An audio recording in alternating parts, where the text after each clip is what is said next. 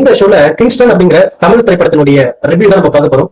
இந்த படத்தை இயக்குனர் கமல் பிரகாஷ் இயக்கியிருக்காரு. இந்த படத்துல ஜிவி பிரகாஷ், திவ்ய பாரதி மற்றும் பல நட்சத்திர பட்டாளர்கள் நடிச்சிருக்காங்க. இந்த படம் எப்படி இந்த படத்தினுடைய கதை என்ன அப்படின்னு சொல்லி பார்க்கலாம் வாங்க.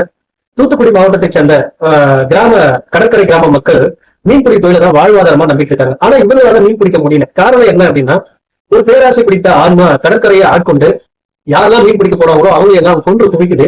இதனால அந்த கிராம மக்கள் 40 ஆண்டுகளா மீன் பிடிக்க போகாம இருக்காங்க. சோ தன்னுடைய வாழ்வாதாரத்தை இழந்து தங்களுக்கு கிடைச்ச வேலையை செஞ்சுட்டு இருக்காங்க. குறிப்பா இளைஞர்கள் தான் பாத்தீங்கன்னா கடத்தல் தொழில ஈடுபடுறாங்க. அதுல ஒருத்தர் தான் பாத்தீங்கன்னா ஜிவி பிரகாஷ். இவரும் ஆரம்பத்துல கடத்தல் தொழில் தான் செய்யறாரு.